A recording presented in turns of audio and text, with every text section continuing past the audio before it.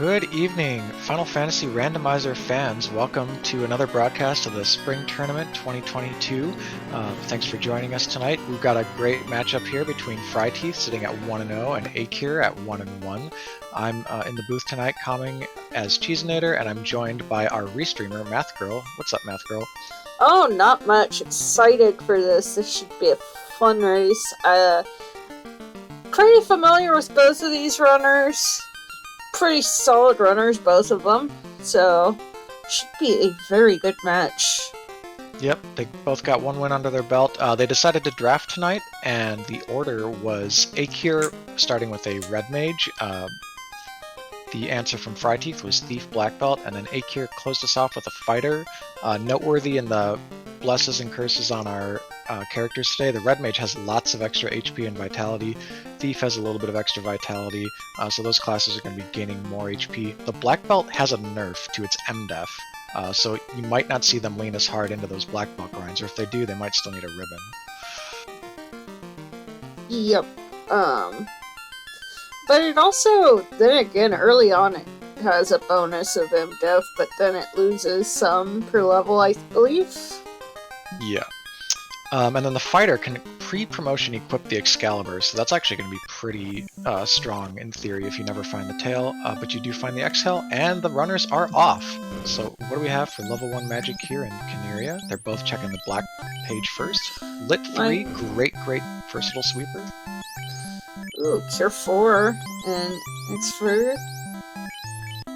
Yeah, sadly that Cure 4 is totally locked out to our red mage. Cure 3 is pickupable post-promotion, so that could be sort of a backup. Oh, that's truly all I get a red mage. Oh, that hurts. Yep, some decent weapons in the shop here. It's good when you've got this many melees in your party to pick up a little bit of weapons and armor just out the gate because you can't fully rely on magic. fryteeth is immediately heading off to Temple of Fiends to show us what we got. Yep. Alright, so we got 3 chests in here, and then we killed Garland to get the items from Sarah and the King. Fire something -2 home. Fire 2 -2 home.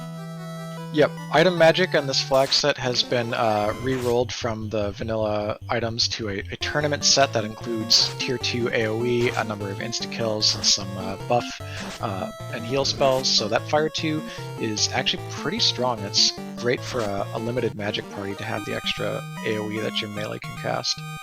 Yep, and also a nice little chunk of change there for early game.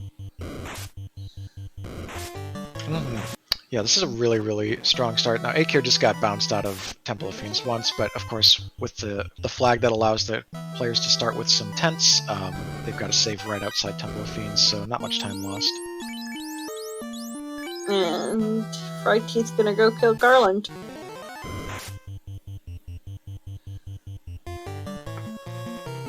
Oof, Rub goes wide on the red mage. That's pretty good because the red mage is most of our damage, and Garland can top out at 150 HP in this flag set, already down with about 170 damage dealt by fryteeth. King gives us an herb, and Sarah a slab. Alright.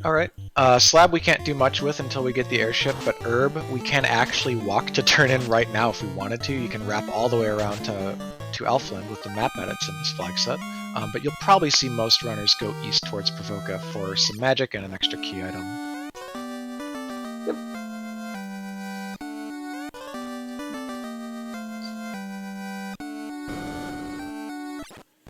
Let's, in this moment here, while we're seeing the runners go between towns, how about we talk a bit about the flags.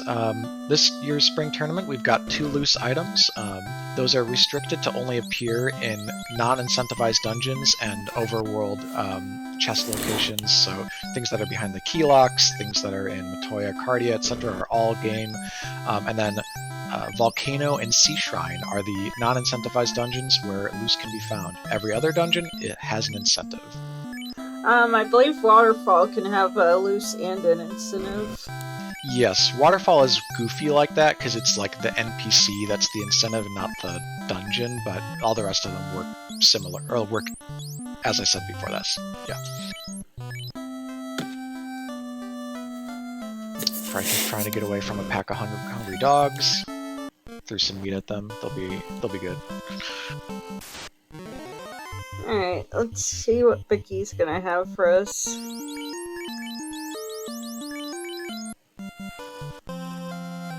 Eykir, before leaving town, suited up with a bit of that rolled up chain armor and wood armor to outfit his party, and it looks like he's going to stop at Matoya first.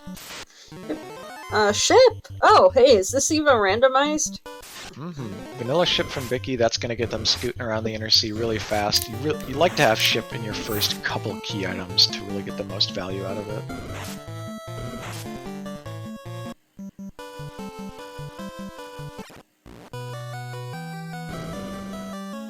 Alright, Matoya's boxes, which can be really, really valuable in the early game, are pretty not valuable. Eykir gets about 1,200 bucks and a heck you from Matoya, so I'm gonna be headed over to Provoca a little late.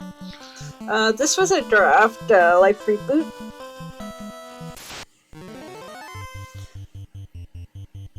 Ooh, new Codex. Zap.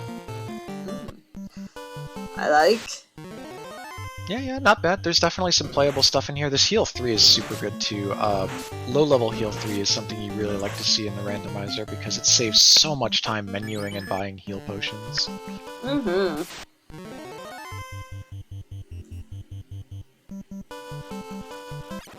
Alright, looks like going down to Elfland, I believe, if I'm remembering my map right. Yep, Fryteeth's just about to hit up Elfland here. He's got a little bit of money, so he can actually do some things, but let's first see what the herb turns into. Yep.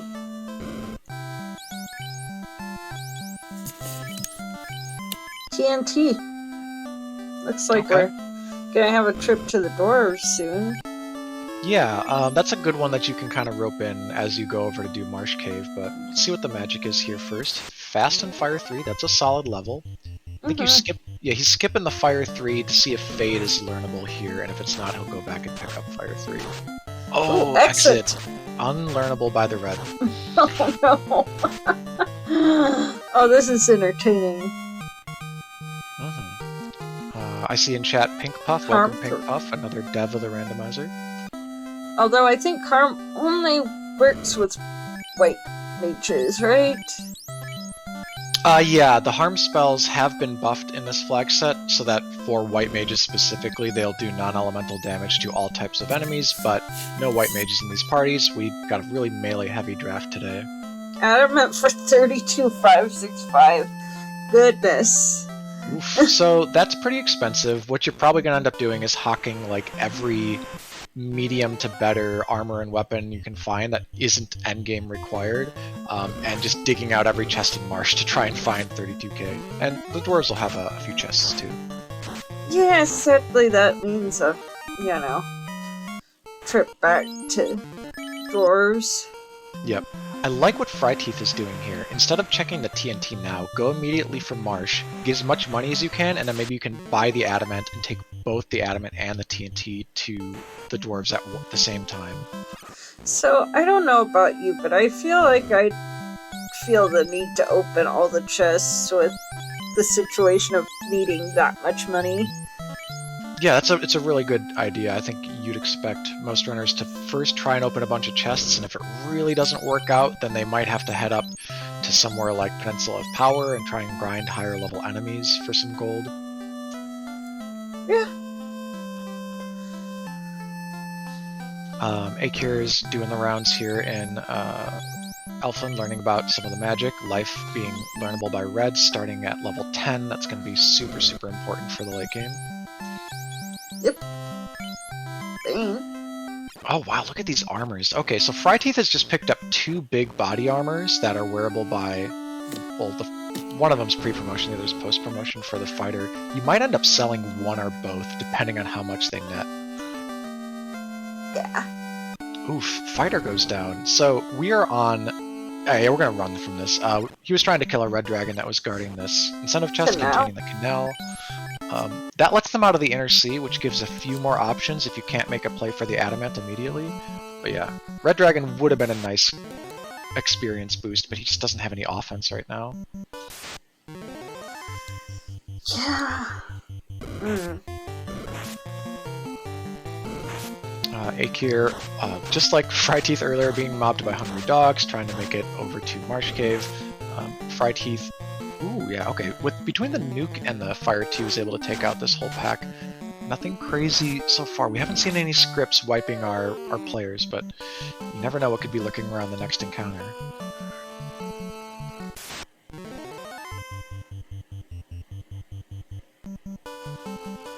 Pink Puff in chat commenting that fryteeth opened a box and a canal spilled forward. It just spewed out into the world, and suddenly there was water flowing across the land bridge. Oh my. So I think fryteeth, the strongest play here is to check the armor shop, see if that dragon armor will sell for like 25k or something. Oh no, he's actually going to go for the TNT and the 2 boxes here before making that play. Also a fair move. No. Yeah. I guess. Eykir getting mobbed by a bunch of undead. You need your shotgun for those. I don't know if they have shotguns in FFR though. Also got a little gold, but nowhere near what we need. Oxyel. So there actually are a smattering of plays out there. You can go to Crescent Lake, get a key item. You can actually go all the way to Onrak and start jumping into the ocean because you've got Oxyel. But that would be a pretty far-fetched play. So I think we're going to see the runners wrap up some more of the inner sea problems here first.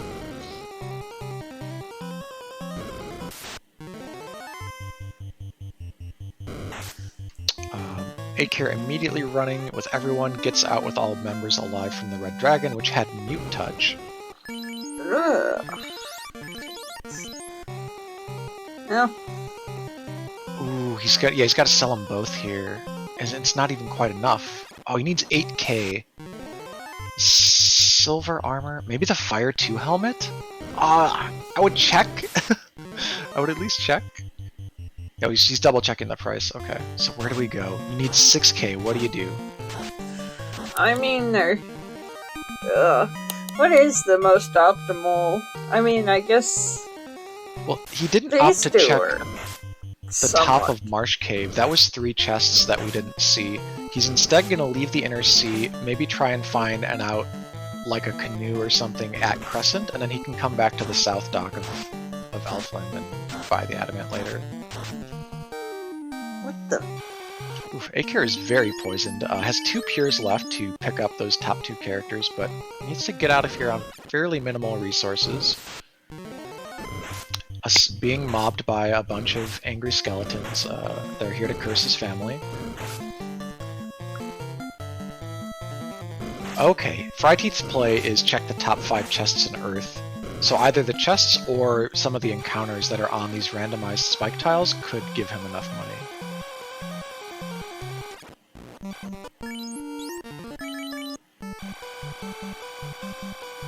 Oh, hey, there's 2,000. Yeah, that's 2k. Mummies, I mean, you could at least throw out the Fire 2 here. That probably kills the mummies. Eykir's out of Marsh, heading back to Elfland. Gonna try his hand at seeing how much those armors are worth. And fryteeth is, yeah, just gonna use the mummies to get the cash he needs. This is like an okay experience spot. You're gonna get 2 or 3 levels of tops, but it's really about the gold. Yeah. I mean, it looked like 1,400 gold per. Yep, and he's ambushing them without even having the thief in the top slot there. That fighter I don't know if the fighter was dead the whole time he was in Earth, but he might be already trying to slim down the party and focus on leveling the black belt. Could be.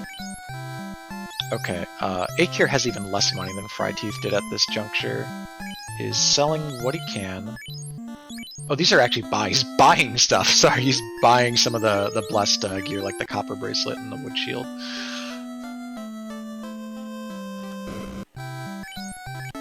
Fryteeth getting scorched by Grogers. You don't love to see that. I don't think we have a ribbon yet, but DDDD didn't take too much damage and nukes everything down.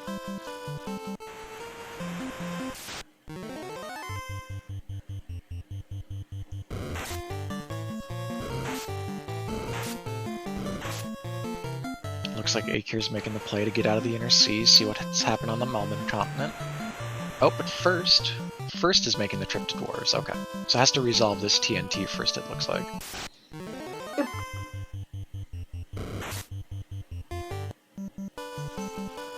fryteeth now checking the left side grind tiles here. Got an undead and birds pack, and an agama! Hello! Nice. So Eykir talked to the smith, but didn't actually have the adamant, so just says the TNT is going to need to come back.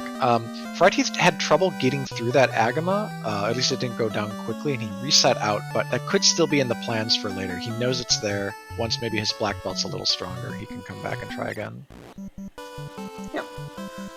fryteeth looking like he's gonna go turn in that adamant once he grabs it.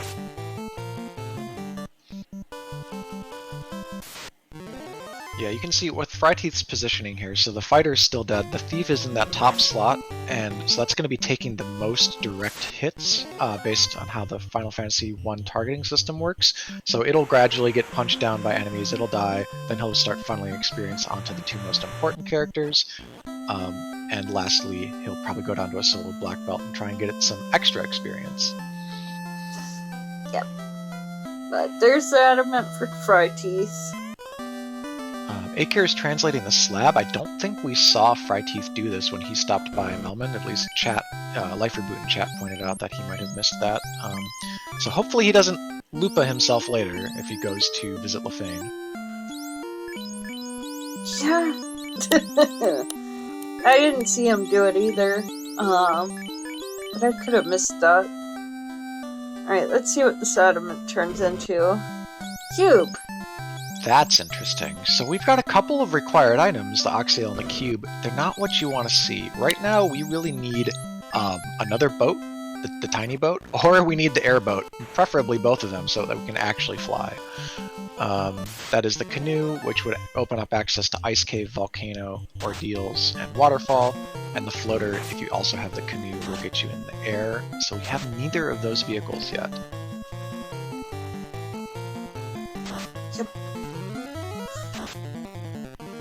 Although, I do find it entertaining to watch a floaterless seed. So fryteeth back for round what this feels like number 4 or something in Elfland. Already has an adamant. Looking at the shop, I think he's trying to find some save items. Maybe some cheap tents or cabins. I think this is where we route out to Crescent, see what's in the Crescent shop and what the sages have. That's probably his next move. Looks to be. Eykir hitting up these shops. You got Warp pre-promotion learnable on the Red Mage. That's good. By level 15, we will have a charge of that to use for, at the very least, Ice and Waterfall. Yep.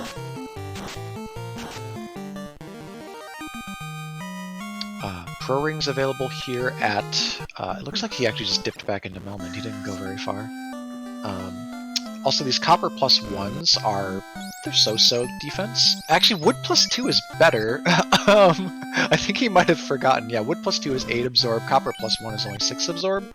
You gain slightly in evade, but absorb is worth more points than evade.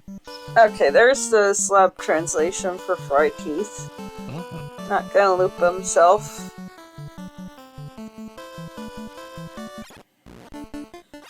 So it looks like fryteeth has a bit of an exploration lead, because while Eykir is doing his first dip of his toes into Earth to see what the spike tiles are, fryteeth is already on the way out to the Sages, the Circle of Sages, who would give you the canoe in vanilla, and frankly, pretty good odds to be vanilla, just like the ship was. Oh, goodness. Oh, we shall see. Yep. Eykir's Thief dies to this pack. Definitely something you want to see because you don't want that thief soaking up your experience. This is going to be a lot. He got like 5 Wiz Mummies there, so this is a bunch of experience. Level 9 for 3 of Eykir's party members.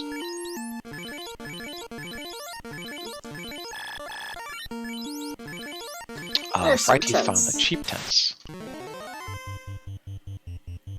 And a flat 1k per house. That's a pretty good deal.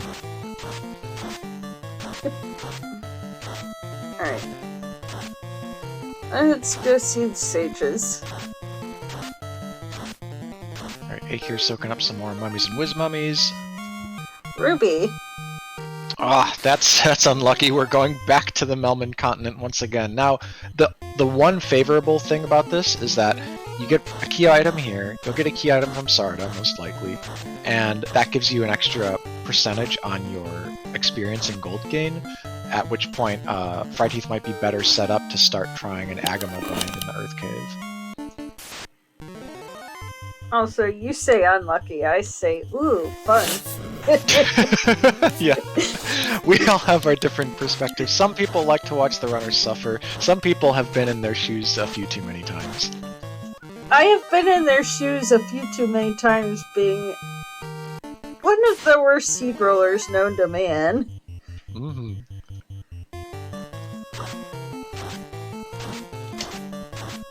Yes, So, yeah, what Tryhard's saying. Yeah, exactly.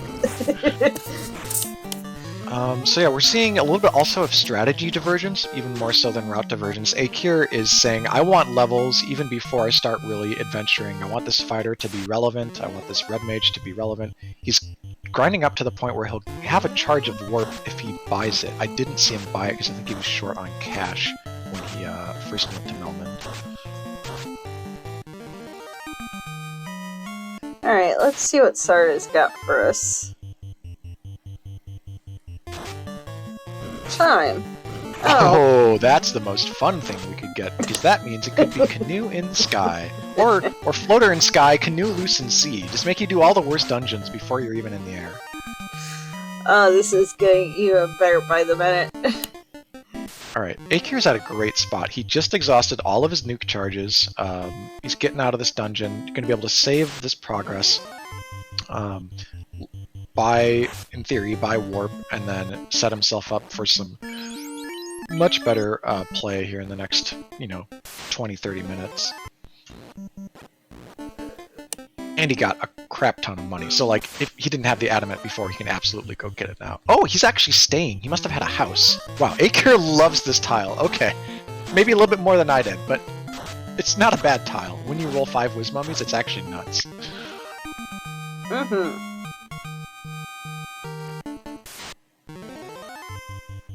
It's interesting. I don't know if I've even seen him walk onto the Agama tile, which is behind this yet, which might have changed his grind strategy. fryteeth making the early play up to Sky. We're already in the Northern Desert. He also knows that he can look for a black belt grind here.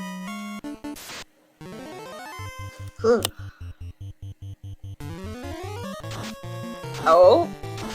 Is he doing the play? No. Well, No? let's Maybe? see. Question mark?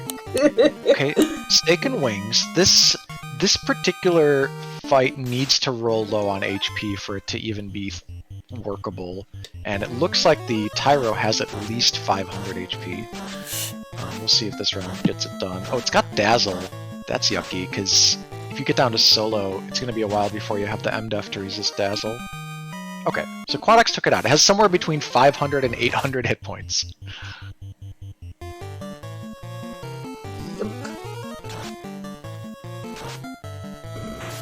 And look at what Eykir found. What did he get? Oh, well, he finally stepped back and found the Agama, so I think what he should try and do here is maybe unequip the fighter, set it up top. Oh, his nuke got muted, that's a little annoying. Yeah, if Eykir can get his fighter killed off, he can maybe start getting a solo grind ready. fryteeth similarly trying to get something going here in the desert. And fryteeth making the play. Yeah, so fryteeth, he's actually gunning way up into Sky now on relatively low levels. He has a couple nukes, and he only needs to get as far as the incentive box, and he's probably going to exit out. But there are other ways to approach this play, right? Like if you go in with Eykir's levels, for example, you actually have a realistic shot of getting to the top and beating Tiamat, but fryteeth is a little under-leveled at the moment. Glance on his thief. Surprisingly convenient as long as he doesn't die here. Never mind, he's about to die. Oh my word. Yeah. Yep. Cool. So he's also not... Something I would do with a party going in this early is I would at least check the first floor for treasure, because you could find like a ribbon or some other item magic. But he's just going up Fire 2 helmet, nuke, and a prayer. Yep. I mean, if this is the play, though, like, Yeah. that could be major. Oh, unrunnable service. Oh yeah, and these things resist fire, so you're gonna need to burn some of your better AoE on this. They can also roll like 400 hit points.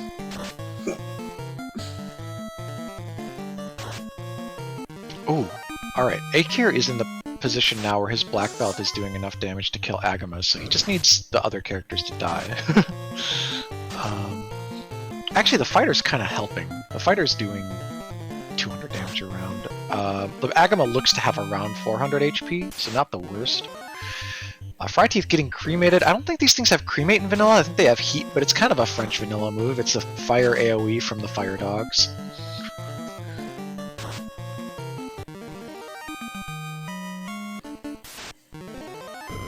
Oh. Those Cerberus were a bit beefy. And nasty. That's the spike tile, and it's also not a very good one. It's a Grey Worm, so we won't be grinding that.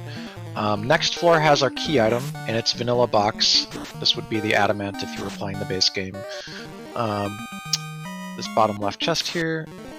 So it could very well be the canoe. That is the most likely thing, or a fetch quest leading to the canoe, like the crystal. It's the canoe. It is canoe. Okay. So where do you think he's gonna take that? I am not sure, but also not sure. Yeah, we've got a couple of options. If he wants to stay on the northern part of the world, then the closest two dungeons would be Ordeals and then Waterfall if he just sails west on his boat. Or he could take a trip down around the southeast from here and row into Ice Cave. All good options, honestly. Ice Cave puts you closer to Volcano, which is a place where you might want to dig out loose treasure chests and check spike tiles. So it really depends. So here's my thinking.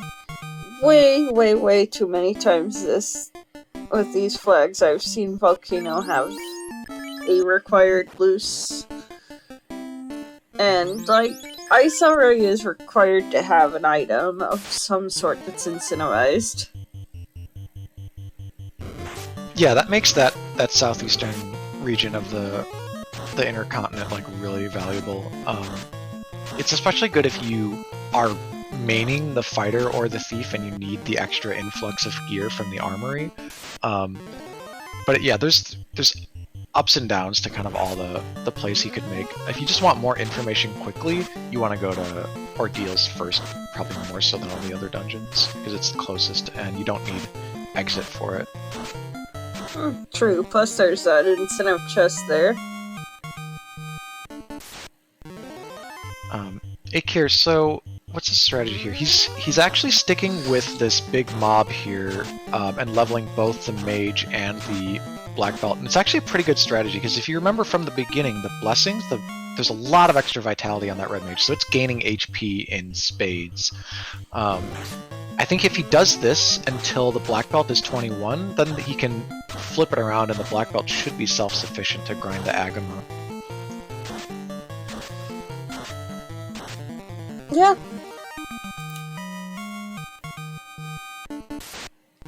Alright, let's see how these pillars go for Fryteeth. He's already been bounced around a little bit. Frosties. Yeah, I could use a good Frosty right now. What's your favorite Frosty flavor? In real life or in general in this game? Oh, like in Wendy's. Like Wendy's Frosties. Chocolate. Yeah, same.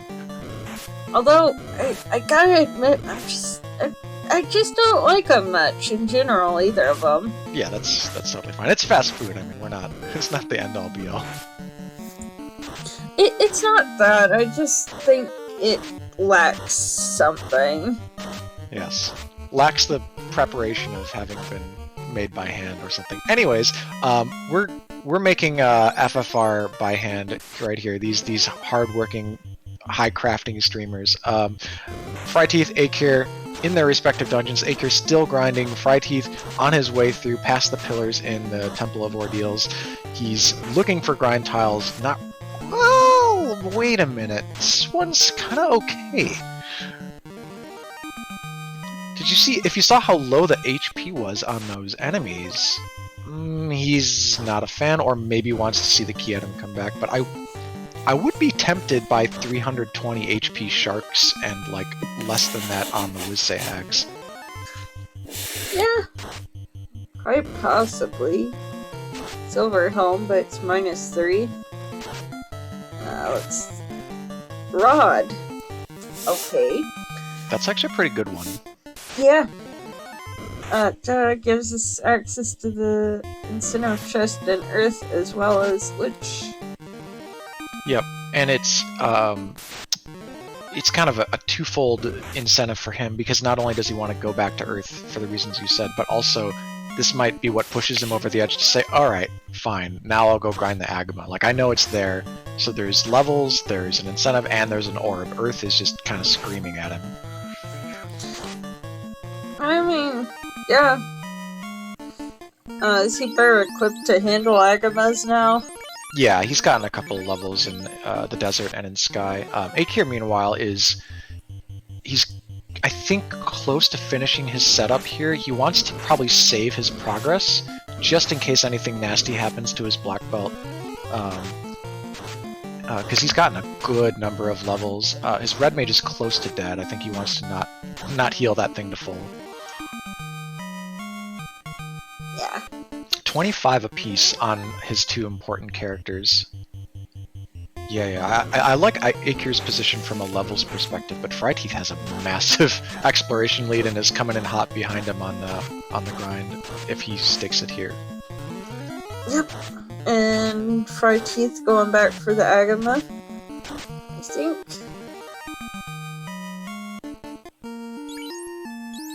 Or not. Alright, I respect this play too. Also has some trade-offs. He's just gonna go down, see a couple chests, see the incentive, and there are 2 grind tiles on the 4th floor. He might still find the eye, or like a low HP something else, but mostly the eye. If he finds that, he actually might have a faster grind than Eykir. The downside is that you don't have the black belt pre-leveled for Earth Cave, so you can get all the morale breaks and make the enemies run away from you. Yeah. Oh, hey, if you make it work, though, could be very, very... Yeah. I don't hate the play. Yeah, like everything in Final Fantasy Randomizer, it's all trade-offs, right? What do you think's going to happen? What are you hedging towards? Eykir is making a pretty important hedge. He's saying he doesn't even need to get to 32 right now. So the black belt has a hit formula where it starts to get 8 hits at 32 and 10 hits at 42 under normal conditions. And generally you'll grind till like 32-ish. He might be intending to finish the seed at 32, but he's bringing up his fighter for a little extra run chance, a little extra tankiness, and I think he wants to go with this kind of balanced party, walk and grind it the rest of the way, and have, you know, multiple carries, potentially multiple solid party members when he goes into Temple of Fiends. Alright, so do you think it'll be in the armory or in Lich's closet? Well, I'm a math person. I mean, you're a math person too. It's 5 out of 8 here. Yeah, true. Alright, so that's one of the spike tiles. And there's a floater, so good place to be. Yup.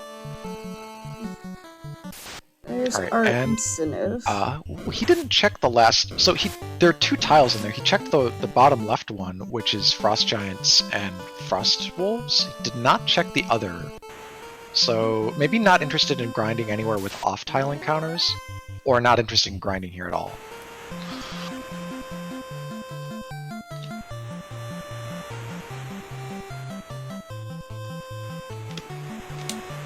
Alright, Eykir looking to make up his mind. Where are we going? We Okay, so the plan all along was... Actually, I'm not sure what the plan is. Eykir's fighter was alive and is now dead. So we revived him in a shop. He died again. And we're just hoofing it, doing some key item turn-ins. He got the ruby from the sages, and he's headed back over here to do Sarda, so catching up on what fryteeth did about 15 minutes ago.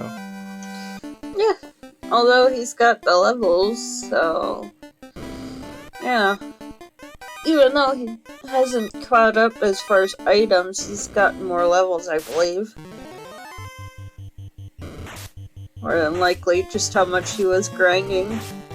Yeah. Interestingly, Eykir is not... Well, actually, let's talk about this at Lich here. fryteeth's taken on our first Fiend. So Lich 1, what are you going to do?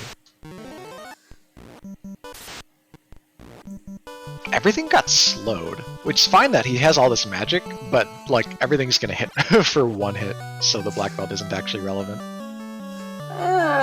Lich doing speed bump things.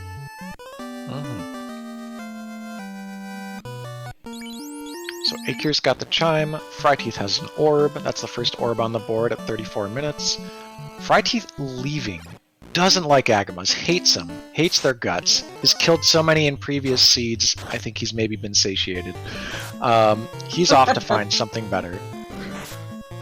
Maybe to get in the air. I think the plan may be get in the air, wrap up a few more key item turn-ins, do your slab, check out Cardia, for example, for a shot at loose, and then like settle in somewhere where you can start a grind from a better position. Yeah.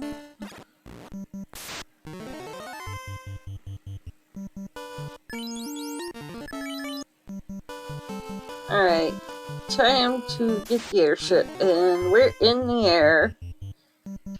Eykir running around with just his red mage now. I don't know if he bought any life magic. If he did, he would be able to start using it, I think. There was life at level 4. So he could be picking up his characters without using these revival shops. But if he didn't buy it, he has to come back to Elfland to buy it. Alright. Let's see what our NPC here has. Saber. Alright. Okay. Yeah, Saber Gauntlet can help either player win, can help any character get strong enough to kill fiends. It does take some time to get going. You don't generally want or need it on a black belt, so like fryteeth, you know, would prefer not to have probably come all this way out to Elfland, but both players started with a slab and got to translate it along their route, so it wasn't as costly as picking up like a late slab. Yeah.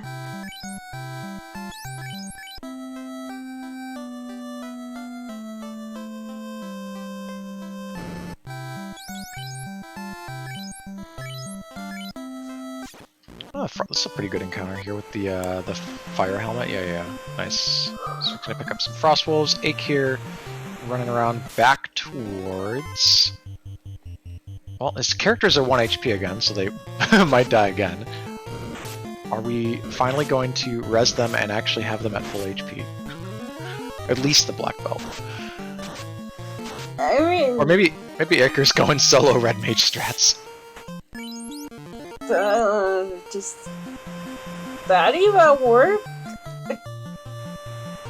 I mean, in theory, you need a lot of specific equipment, but with the high HP that the red mage has to seed, it's not like the world's most unlikely possibility.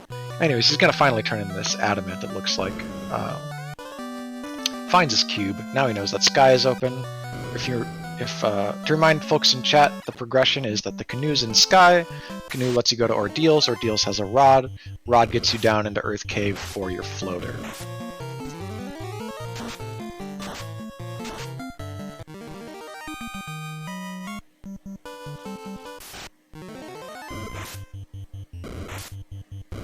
Eykir getting held up by some creepy, like, ew, like, get these creeps away from me. fryteeth booking it here into Ice Cave. Now his red mage is high enough to cast Warp if he bought it, so that will make Ice Cave pretty zippy At the very least, he'll only have to do one loop through it, because in the vanilla game, you don't get warp until after these places, but if you have it in the randomizer, you can reverse to floors after dropping through holes or going through pillars.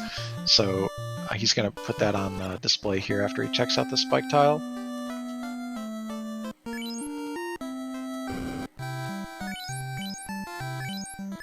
Oh, he didn't even look at the box, just ran straight into the hole. Actually, that might have been accidental, because it doesn't put him in a good position to warp and see the incentive. That might have been a slip on a banana peel. I think it was. Well, these tiles aren't good. Yeah, and he's not even interested. He's not opening any of the boxes. Like, he was standing next to multiple boxes up to this point, and he's not even opening them, so really not valuing that, just wants to see grinds for his black belt. Okay, Eykir has 3 fully healed party members, so I think we know now that he's in fact committing to 3 character strategies. You know what else? I think fryteeth might be looking for a good grind. Oh yeah, for sure. And that was the vanilla Frostwolf tile, but not something you can really grind solo. Well, maybe with the Fire 2 helmet. And now he's... I guess that chest's right there anyway, so... Yeah, he's, I guess he's just kind of changing his mind on the fly. Ribbon +2! Yes, please. Alright, and 2 giants. Crown! Well, we don't know if we need this yet. It could be the roost stick. Could be the tail. I mean, at least we don't have to fight Astos to find out what it is. We can just talk to him and he tells you.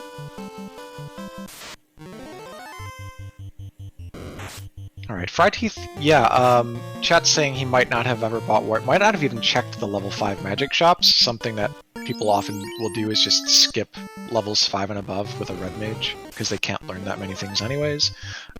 He had money at one point coming back from Earth Cave to Melmond, but must have just passed it by. Either way, Eykir will have that slight advantage on him. Eykir actually clearing out Mirage 1 and finding a Fire 2 shirt. Not the worst, but we already have a Fire 2 helmet.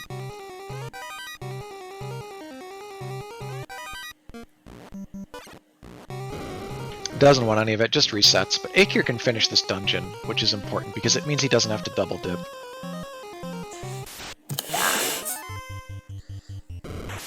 Oh, I missed what the item was. It's a bottle. Oh. Another fetch quest. Astos has bottled up all his fury and is giving it to the giving it to the Light Warriors as a curse. Oh, what is with the fetch quest, huh? Alright. Yeah. This will be pretty punishing if it turns into tail or ruse stick, if only because, like, those are the last things you want to see as a black belt party. Black belts really just want to get into go mode with all the required key items. We're still missing key and loot. One of them could come off of this, one could be in waterfall. It's still possible to not need the loose items. I forget if any of the party can do X-Cal, but... It's good that you mention it, because the fighter actually has pre-promo X-Cal permissions this seed. Cool. Oh, fryteeth doesn't even want to keep a Pro Cape +2. I guess that's fair. Like, the time to walk it out of there, but that's 10 absorb that you can put on one of your mages. Well, your only mage. Also, wait, you don't have to release the fairy while you're in this town, you can just release it anywhere? Yeah, you can just pop that thing open anywhere. The fairy will find her way home. Pearl Sword. Cardia Island's a bit of a bust. We don't have a key, so there's not going to be another big pile of chests to open for a while that are incentive capable. Meanwhile, Eykir checking a bunch of non-incentive boxes, finds a zap stick, or zap axe +4? And Oh, Maza +4. Oh my. Was that a katana and a dragon yeah, as well? and both katanas. This room is insane. And fryteeth skipped them all. Oh. Yeah, it's not a common room to check in these flags, especially if you're running a black belt, but Eykir just high-rolled the hell out of this seed. That is pretty big for Eykir. Oh my. Yeah.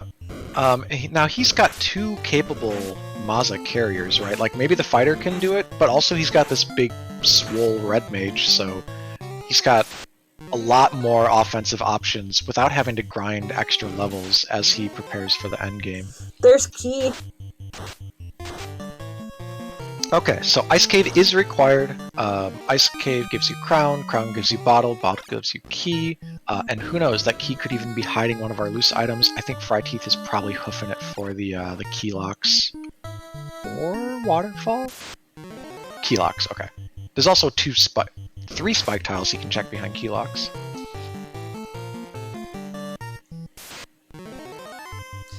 Where was Excal again? Was that ice? Cardia. Oh, yeah. One of the Cardias, either Cardia Grassy or Swampy. I think it was Swampy.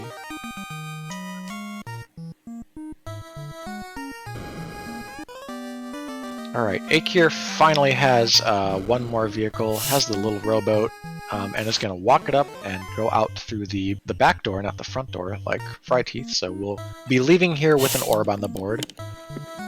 Fryteeth does have an orb, the Earth Orb, it just doesn't happen to be lit up on the tracker right now. Our tracker would like that.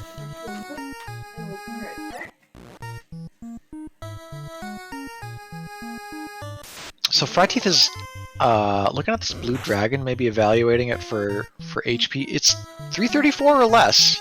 That's kind of a slender blue dragon. What's he gonna do with this? Leave?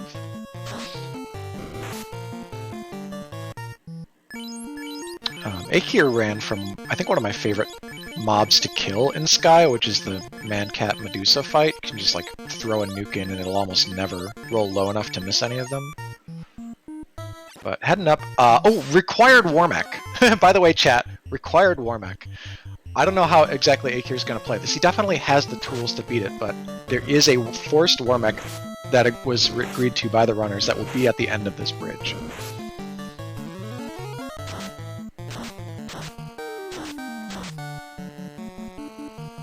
Alright, Fryteeth likes his dragon. Yeah, Lit 3 is not going to do it though, that's resisted. You want to pump in either some Fire 3 or some Nuke, or Fire 2 even.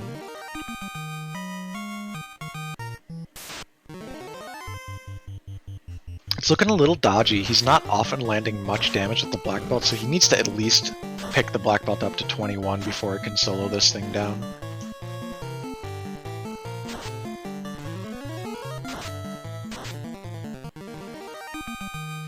Because Warmech has been pulled out of the encounter pool to be forced, you'll see more fighters on the Bridge of Destiny here in the encounter slots where Warmech would have been, encounter 7.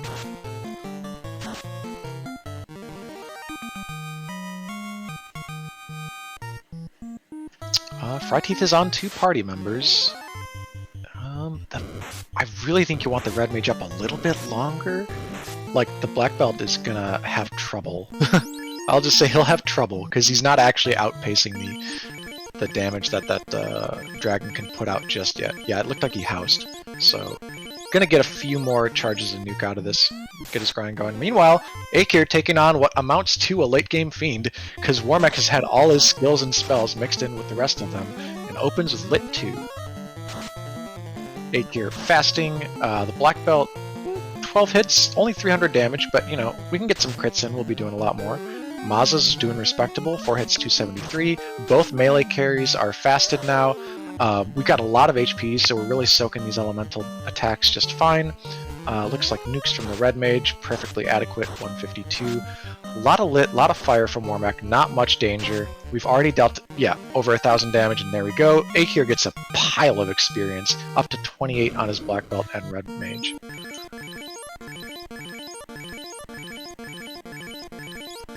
So that is one gate keep of the seed. You know, the gate is really being kept there in Sky by Warmac. You need to be able to kill that before you can get the air orb. So Eykir is through a pretty big blockade.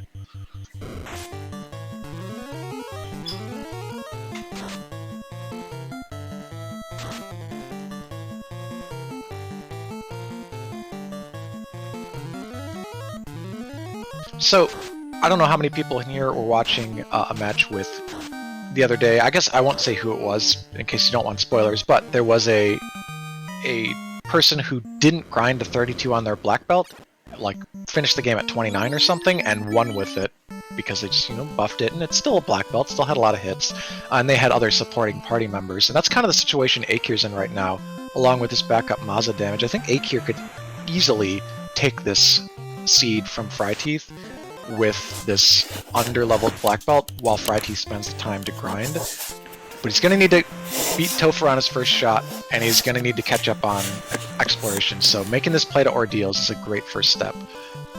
This, again, will lead him to eventually the floater, as well as through Earth to get his Earth Orb. Also, I am back. Welcome back.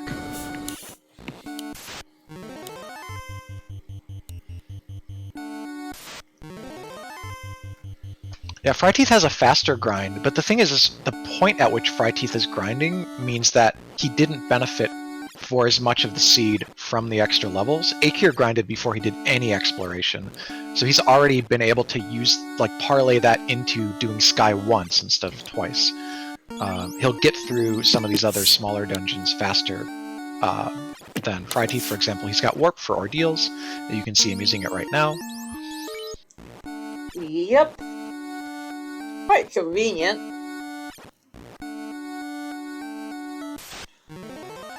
And bear in mind that the loot is still out there. It could be loose, it could be in Waterfall. I think those are our last... 1, 2, 3, yeah, I think those are our last possibilities remaining. There are 2 loose items unaccounted for, nobody's found one, and there's Waterfall, nobody's checked. So this run could be something where they're both, like, equally equipped, equally ready to beat the game, but maybe one of them clears Sea Shrine left side first, the other one goes right side first, and you just lose the coin flip and you don't get the loot. So that kind of thing can still happen. That's one of the exciting sort of casino-like elements of running with loose items.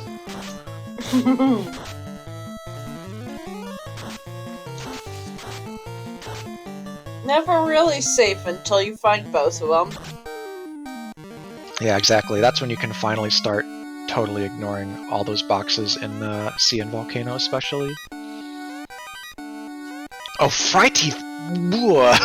Just nearly lost a bunch of levels, but he's exactly 32 now. Does he keep it going? I think a play here is maybe get to like 300 HP, walk outside, save your levels or house? No, he's just gonna do heal pots. Okay. Yeah, that was very nearly a high roll away from losing a ton of time.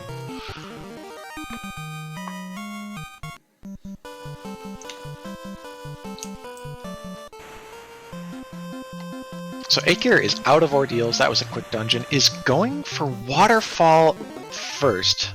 This, unfortunately, could be a distraction here. If Waterfall or like a Loosened Sea doesn't pay out with a loot, he's going to find himself getting unnecessary items and still needing to backtrack over to Earth. So, oh, changing his mind. I'm inside his head. I'm like, Eykir, go to Earth Cave. He doesn't want to. Nope. Well. If folks have noticed how fast the boat goes, though, the ship, it's actually much faster than in previous years. We have the speedboat flag now, so it doesn't cost you quite as much to do more of this exploration pre-floater, so he's not losing that much time. When is a speed rowboat? Oh, that'd be a little tricky to navigate, because you gotta do those little tight turns around the river system. I think it'd be funny to watch. Ganon's Gone Wild is asking why fryteeth would be grinding when there's a Maza. Fryteeth doesn't have the Maza. The Maza was in less than greater than. Eykir has it and is not grinding his black belt. He's got just multiple strong melee carries. He's not even 32 on the black belt. He's going with what he's got. Yep. Fryteeth is up a ribbon from Ice Cave, but otherwise has less information about sort of the gear available in the seed because Eykir found all of it in one room. But regardless, you know, Fryteeth's going for the tried and true plan. Just get to 42, let that handle everything else. Yep. He just needs to hope that Eykir doesn't come in and sneak underneath him.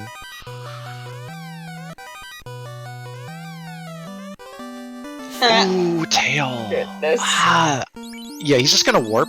Like, you might as well hold this. You don't need it though, so you hold it for the experience gain, but you're not gonna promote, I don't think. At least that won't distract him. Yeah, what would distract him is dipping into Sea Shrine right now. If he feels behind, oh, we don't know yet until he gets out of this fight. Is he going right? Oh, this is Sea Shrine play. So, the loot is loose. We know this. He's not certain because he hasn't seen enough of the other dungeons to know.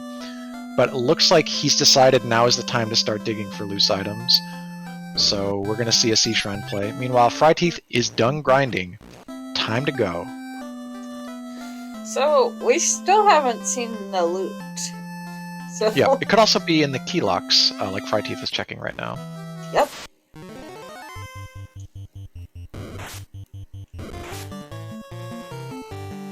It's very likely that a crystal will be in front of it. There'll be like loot and crystal out there in some order with Ruse Stick behind, maybe. Okay, Fryteeth doesn't want any of that. So Eykir's going left first. High roll for him is loot is left side C, and he doesn't have to check anything else in the game. This is gonna feel bad if TFC has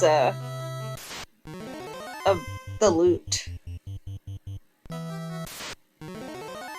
Yeah, I agree. Adam Rupa in chat, ADR as we call him, pointing out that the Cure 2 magic item that Fryteeth passed on, actually very strong in this flag set. Cure magic has been buffed.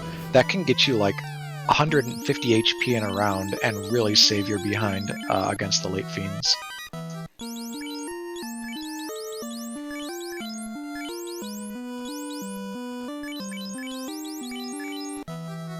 Eykir's got an Opal +1 for his red mage, so getting pretty tanky.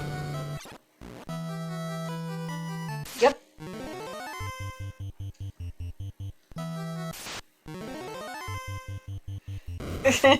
Because I'm evil.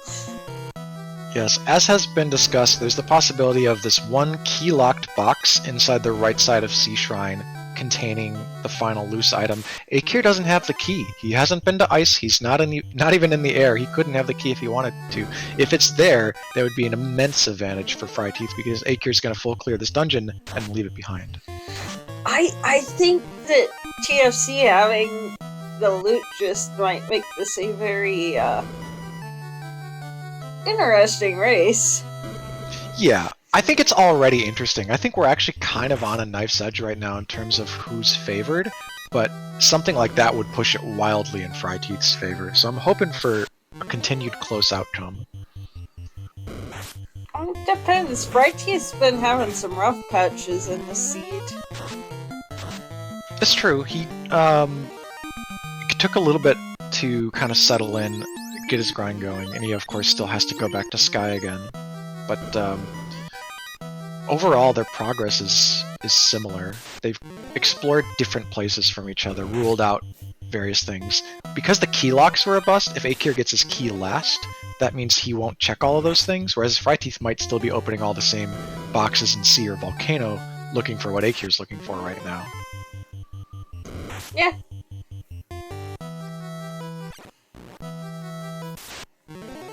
And loot is not on left side C, so TBD on that. I mean, there is still that volcano play. Yeah, I mean, Eykir chose Sea Shrine first. Fryteeth might not necessarily. Volcano is a faster full clear to see a lot of chests pretty quickly, but they're both making the proximity play to sea, so Fryteeth, yeah, he knows for sure he needs loose, so he's definitely going to dig out this whole place. Eykir at least had the option of maybe skipping some boxes with his limited information, but did not and went left first. Will Fryteeth go right? Nope.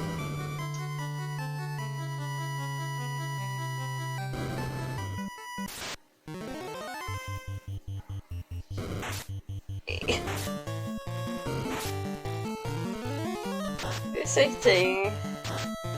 Yeah, chat is pointing out Classic Gamer. There's a Malice at the beginning of the seed, -1 MDef per level on the Black Belt, so it doesn't have this sort of ribbon tier defenses for Fryteeth as it normally would, which means if you got a ribbon on your Red Mage, who's going to be your life caster in Topher, this Black Belt is actually still kind of vulnerable to getting baned or cracked or whatever against the Fiends.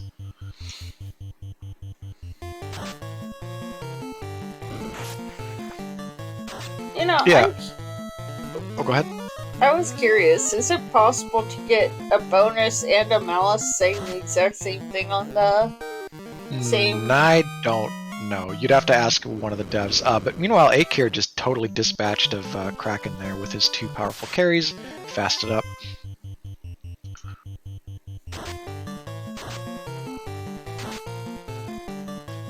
Life Reboot in chat pointing out that the Black Belt still has 3 MDef per level growth, but not 4. It sounds like a lot, but actually you need the 4. Fighter has 3 in vanilla, and even a level 50 fighter is still very vulnerable. You just need so much magic defense to actually close out and become safe against spells and skills in this game due to how the formula works.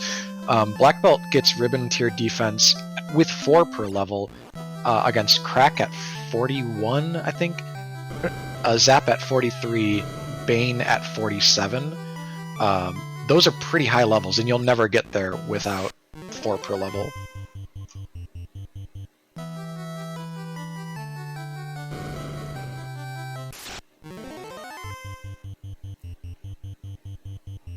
Alright, Eykir exploring the right side.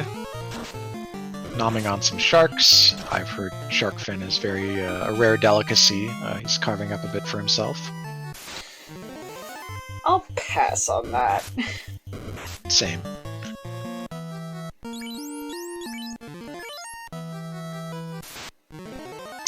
He's standing right by the big old question mark that is TFC. Can't open it. He's headed for Canoe Gate. Alright, doesn't pay out. Yeah, this is the Mermaid's last route, which I don't necessarily agree with, especially when you have Warp. There are a lot of boxes in Mermaids. It's usually best to rush them down, but sometimes you're looking to get an edge over your opponent's routing. I mean, if you can find it on Kraken's site, though, then you don't have to waste your time going to Mermaids and then going to Kraken. Yeah, that's what they were both hoping, but both came up empty-handed after full clearing left, and in Eykir's case doing Kraken, and Fryteeth's case he's about to.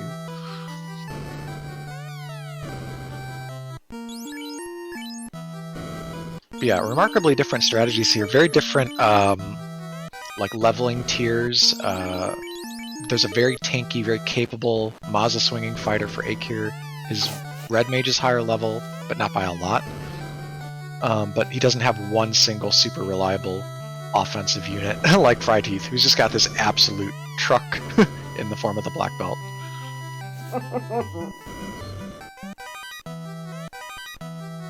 Vorpal plus 3.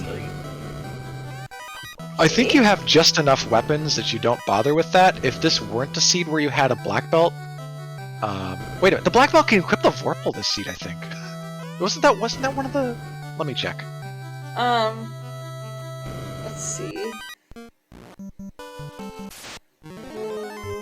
Yes.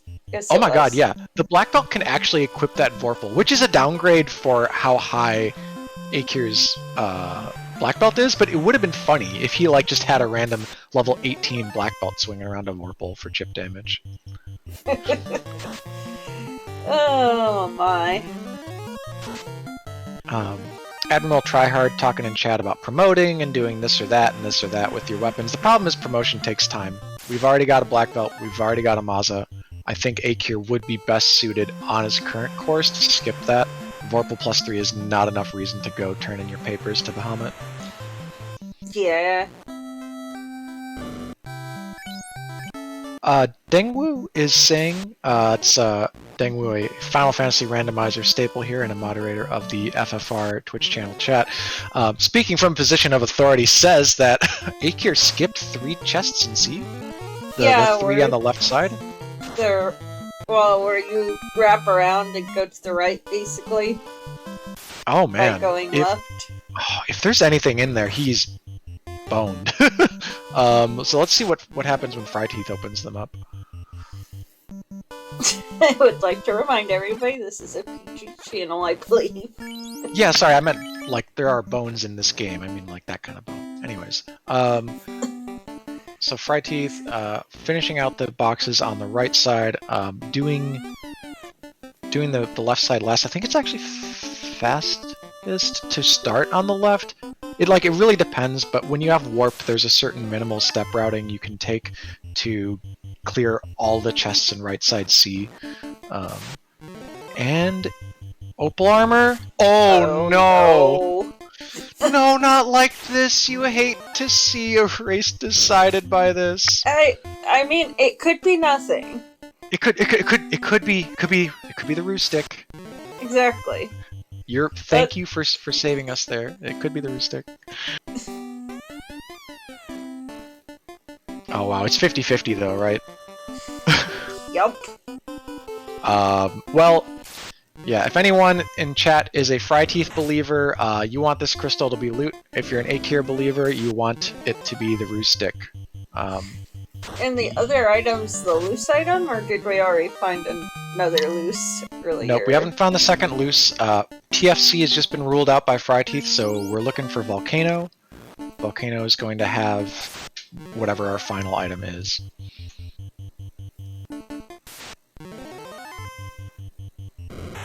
But yeah, so 50-50 between loot being loose or being on that crystal turn-in, which, ugh. Eykir, yeah, I'm a little surprised for him to miss those specific chests because that's where the incentive is in vanilla, and if this were an incentivized sea shrine, that's where you'd be going. So like, those are pretty prominent chests versus some of the other kind of out-of-the-way boxes that we have seen runners skip so far this tournament. Dengwu, we did see a clear of Cardia from fryteeth. Fryteeth didn't want anything there, though there happened to be an XCal -1 and a Procape +2. XCal can be equipped pre-promotion by the fighter. Yeah, Eykir is gonna need a stroke of luck.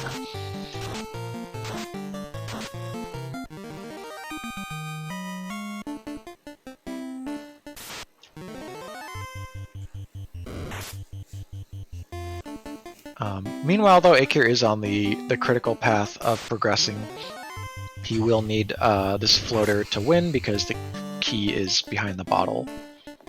I mean, this is gonna mean nothing, though, if Matoya has loot. To answer a question in chat, Gana's Gone Wild, the red mage rolled +30 vitality, +20 flat HP, so it's a big old chonky boy today. And moment of truth. Moment of truth. Oh no! There it goes! Alright, okay, well... fryteeth. Yeah, fryteeth, here's the thing, there's not a lot of ways he can lose now. There are very few loss conditions for a well-geared, highly leveled black belt with support. So he's gonna go back. Even that aside, even all of that aside, when are you going to go back to Sea Shrine to get... Oh, never. He's gonna get the key, go back through like all the things, do the key locks, then go to Sea Shrine and be like, is it really TFC? And he's gonna sit there and twiddle his thumbs for a few moments and remember, maybe, hopefully, that he skipped 3 chests, but by then it'll probably be over. Oh god, I don't even think that a safe wipe would even... It might not even rescue him at this point. Yeah, exactly. So, of note, Fryteeth did just have a black belt get hit by glance, so there's an example of how this black belt is not invincible. It does not have enough MDef to block a glance yet. Yeah, he's gonna lose it from death, so these levels. Alright, so Eykir in the right place for his bottle, which will be his crown to bottle to keychain, but that is a lot of time just doing key item turn-ins while Fryteeth is catching up. In fact, going to surpass him on orbs soon. Oh no, Eykir just did Earth Cave. He's got 3. So Fryteeth will tie the orb count momentarily after barreling his way through the robot chicken.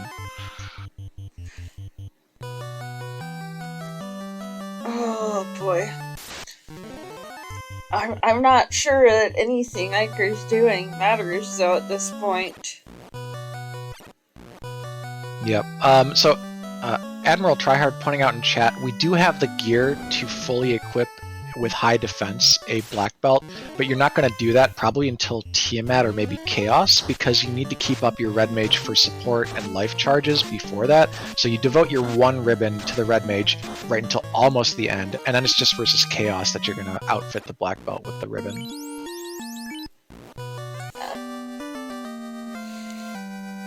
There's crown for Eykir. Now warp out of here as fast as possible, because you got places to be. Alright, Fryteeth bringing up some meat shields with 75, 161 HP respectively. His first hit goes off before the fast. Lit 2 does not take out any of his party members. He fasted the thief, so that's a misclick, but we'll fix it this round. So, because we weren't fasted, we did 8 hits for 900, didn't actually finish off Bormak this round. Lose the meat shields, but that's fine, because we will win this round. Alright, time for Tia. And Eykir's got his bottle, he's on a mission. Fryteeth also on a mission to chop at least 3, if not 4 of the heads off of this multi-headed dragon. Looks like he got them all.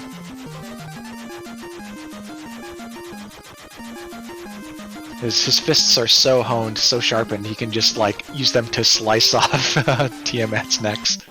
Oh gosh. Sorry, if these metaphors are too graphic, I'll go back to, he hit Tiamat very hard. Paunch. Yeah, let's do that. Eykir about to get a key. About to open probably every key lock is what I'm guessing. Fryteeth about to skip every single box in Volcano, as a black belt party is wont to do. Yep. Oh boy. Here's the real question. When Eykir goes back to see, does he even remember? I mean, it's really hard to say. Digging inside the mind of the players. We'll have to ask him in the post-game interview. It seemed intentional, but then again...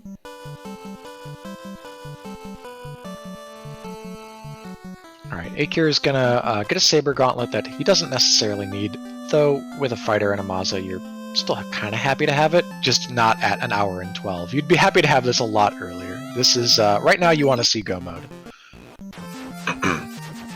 Fryteeth almost at the bottom of Volcano. Bulls are running away, getting their morale broken.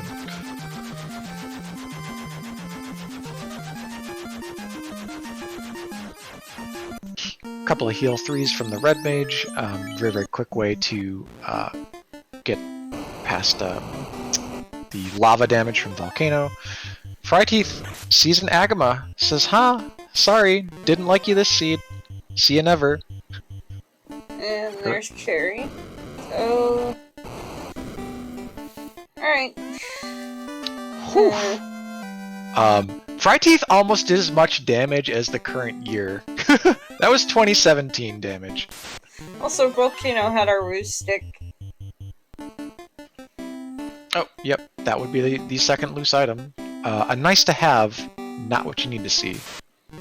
And Eykir's just gonna open every single box.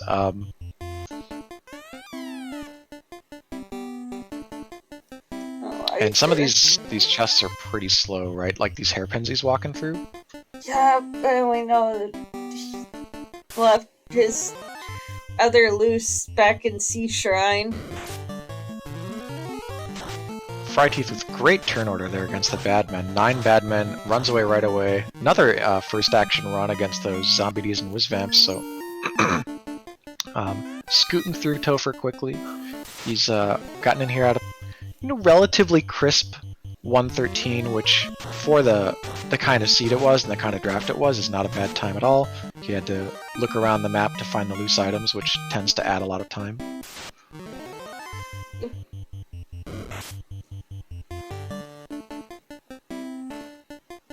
But yeah, as chat points out, Eykir would have been in such a fine position if those loose items had been switched, but upper hand Fryteeth here.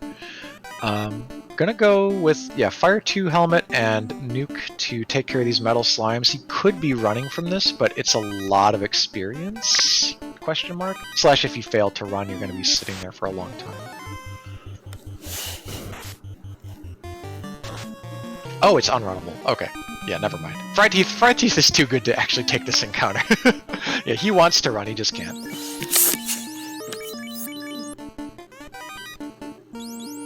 Was that a pro ring? Yep, Eykir pads his pro ring count. I don't know if he bought a full suite of them earlier. Finds an axe that really doesn't live up to its name. It says great on it, but I don't believe it.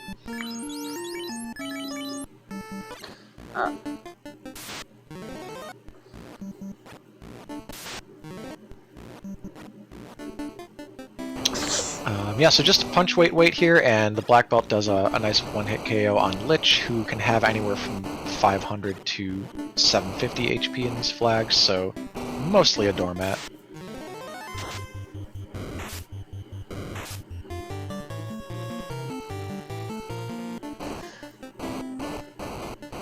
We do have a...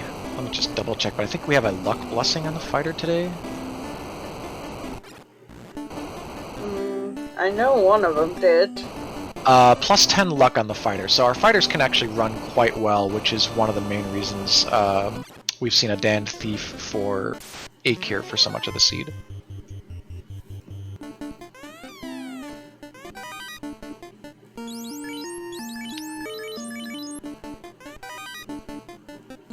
Thankfully, for Fryteeth, that seafood party platter's runnable. It's often been unrunnable in recent seeds we've seen on the broadcast, but doesn't have to slog through it. Booking it to Kraken here. Let's see, is he going to use meat shields? Yes, meat shield strats go. Most important characters in the back. This is pretty much just punch fast, and you hope that Kraken doesn't target your red mage. That did its job. In fact, he might even be able to keep his meat shields alive till the next fiend. Oh, I might have spoken too soon. Oh, gets away. It did.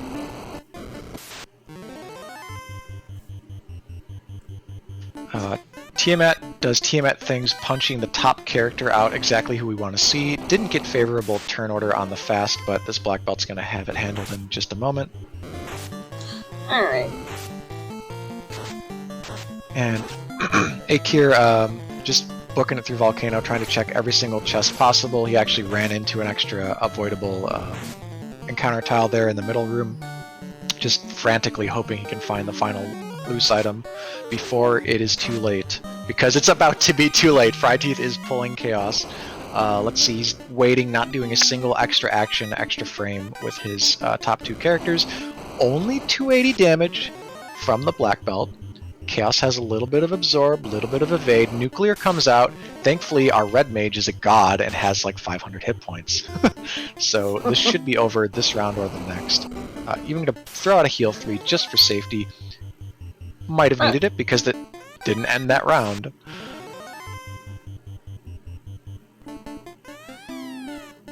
And GG. That is GG, yes. Get out cheer. GG's in chat for Fryteeth. Takes it down. 11-19 damage on Chaos from his black belt. That's an official racetime.gg time of 1 hour, 17 minutes, 54 seconds. He is first in today's contest. Eykir about to forfeit, basically. Yes, we come to you with future knowledge that Eykir will in fact forfeit as a I result think of he this. had already forfeited at this point. He's finished off Carrie. So as you can see on the screen, records, fryteeth moves to 2-0, Eykir moves to 1-2. Eykir gonna have to rely on the chance to get in through a play-in race based on how the records and the pods roll out. fryteeth looking pretty secure for bracket. He does have to win one more game though. 2 1s aren't necessarily a lock, so get 3 wins and you're in. That's the motto. And we're going to be talking to them in the booth as soon as we can pull them in for an interview, if either of them are available this evening. Messaging them.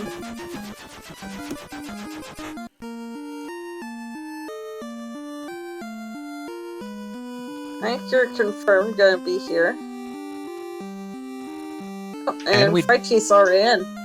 Whew. Hey, fryteeth, GG. Thanks.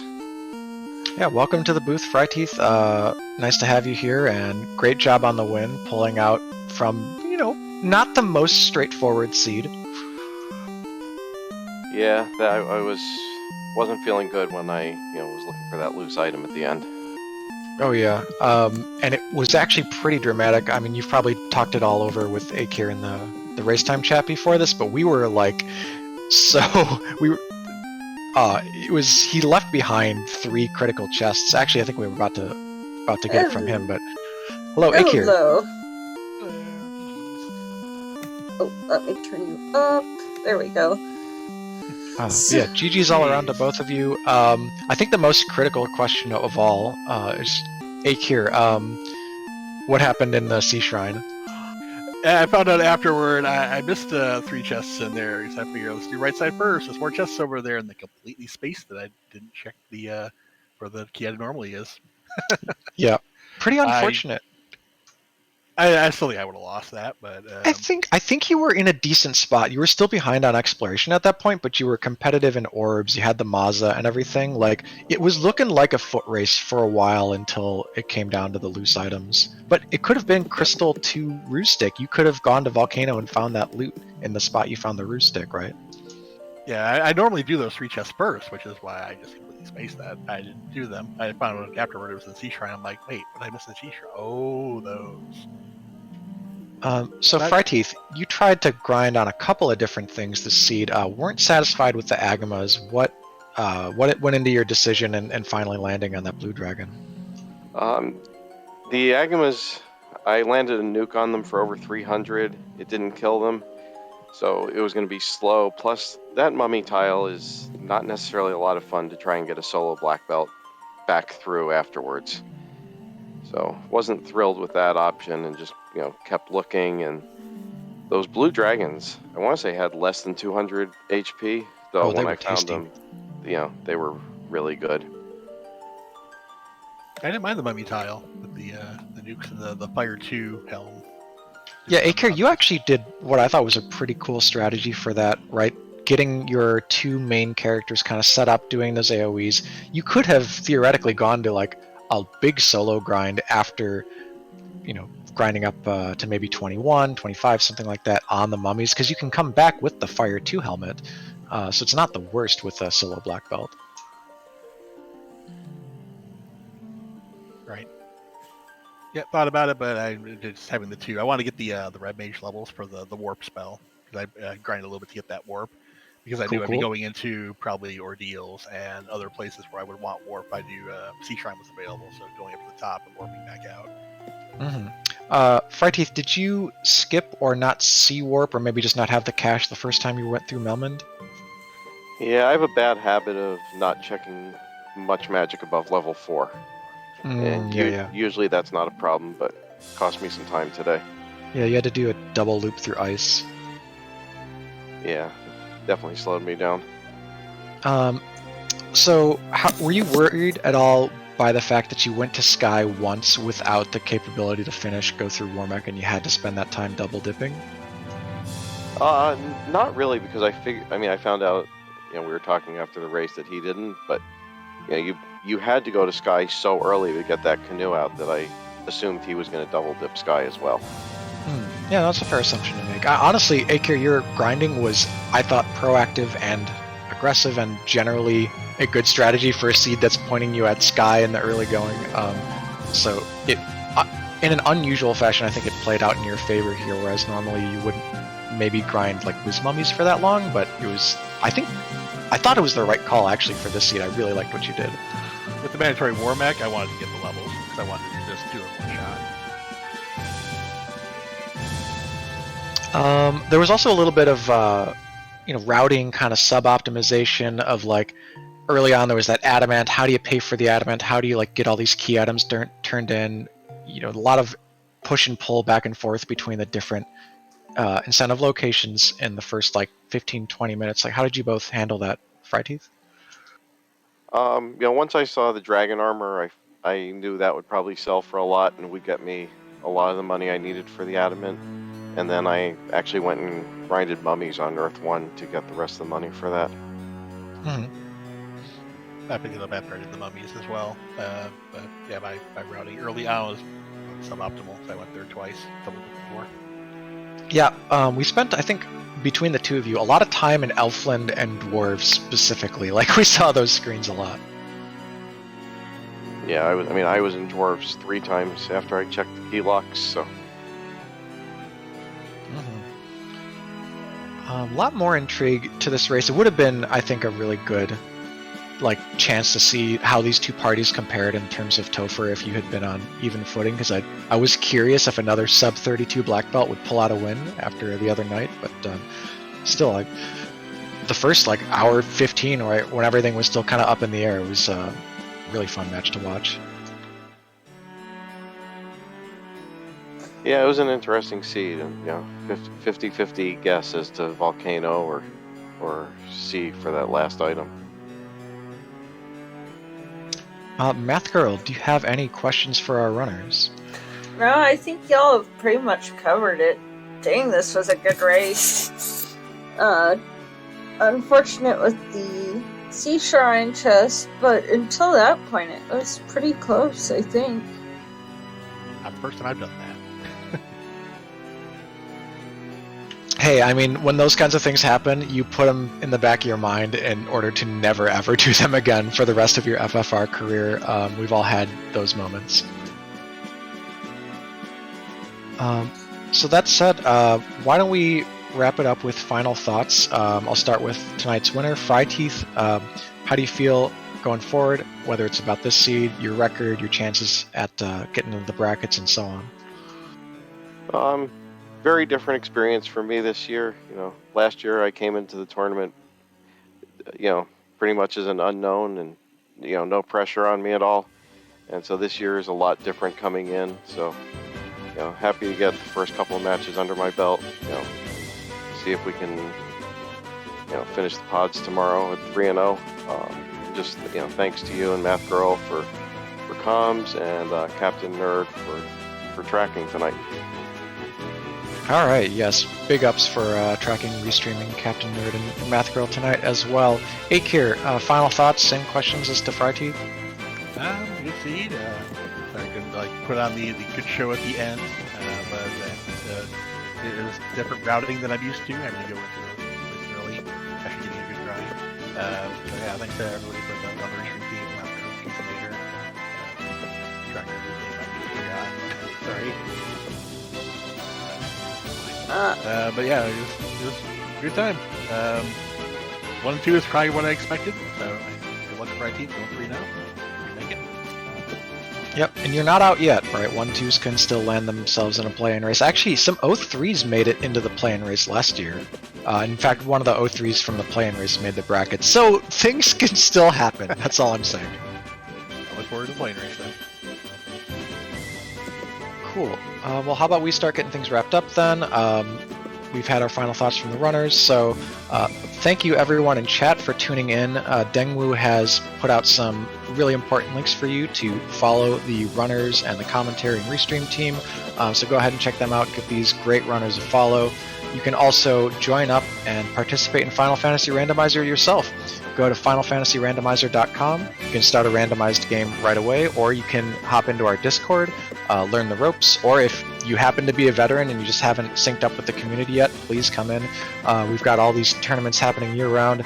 Spring tournament might already be started, but there'll be tournaments in the summer. There's a co-op generally, then there's a fall league and so on. You can also work your way in through the Duckling program if you're a new player, and participate in the Summer Duckling Derby coming up in a couple months. So to do all of that, head to FinalFantasyRandomizer.com, and until then, see you next broadcast. Keep watching FFR.